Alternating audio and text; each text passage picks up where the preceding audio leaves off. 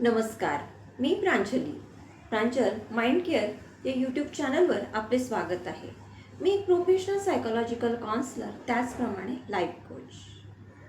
आपला व्यसन हा जो टॉपिक आहे त्याचा आपण तिसरा पार्ट आज बघतो आहे.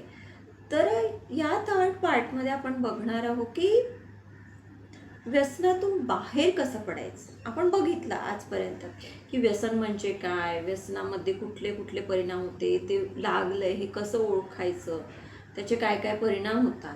पण आता हे सगळं झालं आणि आता आपल्याला व्यसन लागलंय. मग या व्यसनातून बाहेर कसं पडायचं हा मूळ मुद्दा आहे ना. तर पहिले व्यसन लागलंय एक्सेप्ट करणं हे सगळ्यात महत्त्वाचं आहे. तर बरीच लोक म्हणतात की म्हणजे आपण म्हणतो की किती मोबाईल बघतोय, तुला ना मोबाईलचं ॲडिक्शन झालं आहे.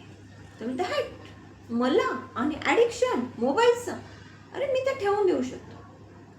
बरेचदा जर पुरुष मंडळी असेल किंवा मोठी मंडळी असेल, मोठी मुलं असतील, तर तू ना आजकाल खूप ड्रिंक करायला लागले. मला काही व्यसन वगैरे नाही लागलंय ड्रिंक करण्याचं. मी तर काय सहज असं होतं म्हणून कोणी म्हटलं म्हणून एक्सेट्रा एक्सेट्रा 10 रिझन्स असतात, त्यामुळे केलं.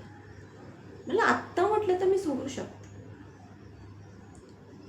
तर व्यसन सोडायचं असेल तर पहिलं पाऊल आहे की ते एक्सेप्ट करणं की हो मला लागलंय. आपण उदाहरणाने कसं सॉल्व करायचं आपण म्हणू शकतो की नाही लागलं. एखादा मुलगा आहे किंवा एखादी व्यक्ती आहे, त्याने आपलं बघितलं आणि त्याच्या लक्षात आलं माय गॉड की माझा स्क्रीन टाईम 5 ते 6 तास होतोय, म्हणजे मला स्क्रीन ॲडिक्शन झालं आहे. तर ते त्याने पहिले एक्सेप्ट करणं गरजेचं आहे. आणि ते एक्सेप्ट केल्यावर त्याने नोटिफिकेशन ज्या येतात त्या बंद केल्या. त्यांनी ठरवलं की रात्री मी मोबाईल बघणार नाही, एवढे वाजले की मी मोबाईल दूर ठेवून देईल. त्यानंतर एक ड्युरेशन ठरवलं की मी एवढ्या वेळाने बघेल किंवा इतक्या वेळाच्या वर मी मोबाईल बघणार नाही. तर हे झालं की त्या व्यसनातून, म्हणजे जर आपण मोबाईलच्या बाबतीत बोलत असू, मोबाईल ॲडिक्शनच्या बाबतीत आपण विचार करत असू, तर ही झाली त्याचं पहिलं पाऊल. आणि जेव्हा असं पहिलं पाऊल कोणी उचलतं त्याला खरंच ॲप्रिशिएट करायला हवं, कारण ही काही साधी गोष्ट नसते. कारण आपलं मन सांगत असते घे मोबाईल, बघ बघ बघ, छान रील आला असेल, छान आलं असेल, कुणीतरी मेसेज टाकला असेल, कुणीचं तरी स्टेटस आलं असेल. पण नाही, आपण तिथे कंट्रोल करायला हवं. आपल्या माइंडवर कंट्रोल करण्याचा प्रयत्न आपण करतो, तेव्हा आपण हे व्यसनापासून दूर जाण्याचं एक पहिलं पाऊल असतं. त्याच्यानंतर जर आपण विचार केला की पालक म्हणजे पॅरेंट्स अँड टीचर्स हे दोघं यामध्ये कशा प्रकारे रोल प्ले करू शकतात, की व्यसनामध्ये पॅरेंट्स अँड टीचर्सचा रोल काय आहे. तर पॅरेंट्सचा रोल खूप महत्त्वाचा आहे की त्यांनी आपल्या मुलाशी, म्हणजे आपण बरेचदा काय होतो ना, तू खूप टी व्ही बघतोयस, तू खूप मोबाईल बघतोयस, चल ठेव टी व्ही, चल बंद कर टी व्ही, चल मोबाईल ठेव, असं म्हणतो. पण त्याला तसं न म्हणता मुलाला मुलीला वटेवर विचारा की तुला काय एवढं बघावं असं वाटतं ग मोबाईल, काय आहे असं मोबाईलमध्ये, काय बघतेस तू असं. त्याच्याशी बोला, संवाद साधा. आणि हळूहळू त्याच्यामुळे होणारे दुष्परिणाम एका स्टोरी टेलिंगद्वारे आपण त्याला समजू शकतो. इनडायरेक्टली आपण त्याला समजू शकतो, पण डायरेक्टली नको तू मोबाईल बघू नकोस असं सांगून कुठलाही मुलगा ऐकणार नाही आहे. त्याच्यासोबत ऑप्शन द्या. ज्यावेळेस आपण वेगवेगळे ऑप्शन्स त्यांना रेडी करून देऊ त्यावेळेस तो मोबाईलकडे नाही जाणार. मुलांना सुद्धा मी अशी मुलं बघितलेली आहे की जी माझ्याकडे काउन्सिलिंगला आली आहेत, त्यांनी मला स्पष्ट सांगितलंय की मॅडम मला मोबाईल नाही बघायचा असतो, पण मी फार बोर होतो, मग मी काय करू, म्हणून मी मोबाईल बघतो, कारण कोणी खेळायलाच नाही. तेव्हा त्यांच्या या तक्रारीकडे दुर्लक्ष करू नका, त्यांना ऑप्शन्स उपलब्ध करून द्या.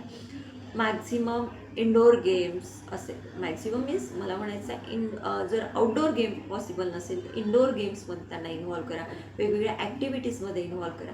आणि बेस्ट आहे की जे काही ग्राउंडवरचे गेम आहे, मैदानावरचे गेम आहे, ते खेळणं खूप गरजेचं आहे. त्याच्यामुळे एकाग्रता वाढते. सो मुलांना ऑप्शन्स क्रिएट करून द्या त्यावेळी तो, कारण त्यांना सुद्धा मोबाईल नको असतो, त्यांचे सुद्धा डोळे कुचकुचरायला लागतात, त्यांना पण त्रास होतो. पण रिकामेपणा, बोलायला तयार नाही, आई कामात आहे, बाबा कामात आहे, कुणाशी बोलणार? त्यांच्याशी संवाद साधा. आणि तुमचा जो वेळ नसेल तर त्यांना कुठेतरी बिझी करा, त्यांना क्लासेस लावा, त्यांना खेळायला द्या, त्यांना ड्रॉइंग करायला द्या, ते आपलं करत राहते. आणि अशा प्रकारे आपण या व्यसनातून बाहेर पडू शकतो. त्यानंतरचा शेवटचा प्रश्न असा येतो की बरेच लोकांचं म्हणणं असतं की आता व्यसन तर लागलं आहे, मग आम्ही काय करावं, किंवा काउन्सिलरकडे कधी जावं? समुपदेशक म्हणजेच काउन्सिलर. तर काउन्सिलर कधी जावं? तर ज्यावेळेस आपल्याला वाटतंय की आपल्या मुलामध्ये खूप परिणाम होतो आहे, त्याच्या अभ्यासावर परिणाम होतो आहे, त्याच्या करिअरवर परिणाम होतो आहे, मोठ्यांच्या बाबतीत त्यांच्या फॅमिलीवर परिणाम होतो आहे, त्यांच्या वैवाहिक जीवनावर परिणाम होतो आहे, त्यांच्या बिहेवियरवर परिणाम होतो आहे. तर अशा वेळी समुपदेशकाचा म्हणजे काउन्सिलरचा कडे जाणं उत्तम उपाय आहे. कारण तिथे टेक्निकली त्या गोष्टी हँडल केल्या जातात.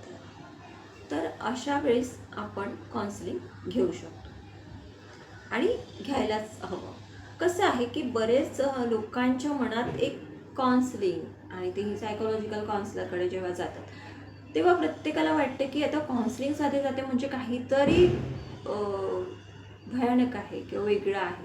नाही, काउन्सिलिंग म्हणजे फक्त तुम्हाला एक योग्य, आपण स्टक झालेलो असतो, आपल्याला कळत नाही काय करावं, त्यावेळेस आपण घेतलेली आपल्या मनासाठी, आपल्या जीवनासाठी एक मदत, एका एक्सपर्टची मदत, की जो आपल्याला एक मार्ग दाखवतो.